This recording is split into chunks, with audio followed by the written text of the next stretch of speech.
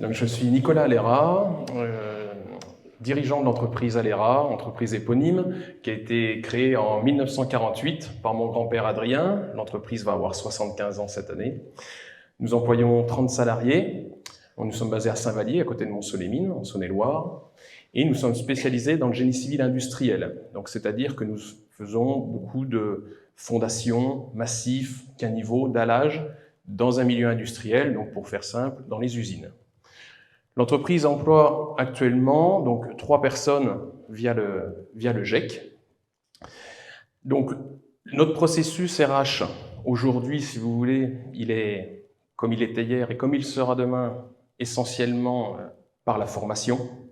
Parce que, si vous voulez, un chef de chantier de 30 ans qui vient sonner au bureau le vendredi à 10h en disant « je serai opérationnel dès lundi », ça n'existe pas, donc c'est pas la peine de l'attendre.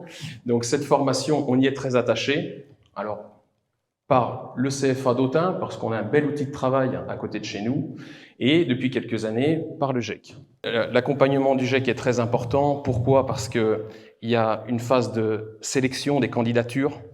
Donc, quand le jeune arrive à l'entreprise, on a déjà la certitude que le jeune est motivé, et ça c'est très important pour nous, qu'il maîtrise la langue française, c'est pas un détail non plus, et surtout qu'il a un projet professionnel. Et moi, à titre personnel, j'y suis très attaché à ce projet professionnel, parce qu'en tant que dirigeant, on a un projet d'entreprise qui a plusieurs échéances, court, moyen et long terme. Et ce projet professionnel, pour le jeune ou moins jeune, ça peut arriver, il est très important parce qu'il faut qu'on s'assure qu'on est vraiment sur la même longueur d'onde, que les engagements des uns et les engagements des autres vont vraiment faire en sorte qu'on ait une synergie et qu'on va atteindre tous ensemble l'attendu. Alors, le premier objectif pour le jeune dans son projet professionnel, c'est d'avoir le diplôme. Et c'est très important pour lui, et c'est très important pour l'entreprise. Et moi, je remercie aujourd'hui en particulier Madame Guillot et Ludovic Pribis qui n'est pas là, pour leur accompagnement, parce que leur accompagnement, c'est du temps, beaucoup de temps, des visites fréquentes, et surtout, une exigence. Parce que l'exigence, on l'a dans l'entreprise, et le GEC l'a, cette exigence.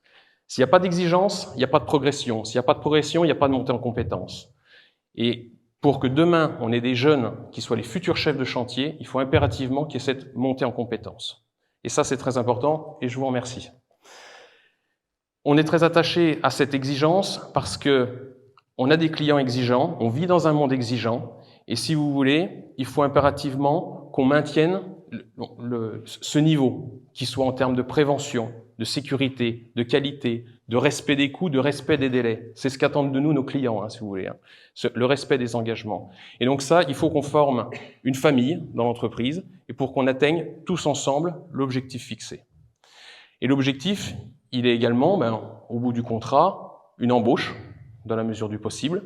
Et on s'y attache, le GEC, l'entreprise, pour accompagner tout au long du contrat le jeune à travers les moments où il passe à l'AFPA, les moments où il est avec l'équipe sur le chantier, et pour qu'il prenne le maximum d'expérience et qu'avec son envie, sa manière à lui également, encore une fois, de monter en compétences et d'aller chercher son diplôme. Et je pense qu'il y a cette reconnaissance mutuelle de la qualité de leur travail et eux, de l'entreprise dans laquelle ils sont. Et voilà, les ingrédients sont là pour faire un beau projet et puis faire une bonne partie de route ensemble.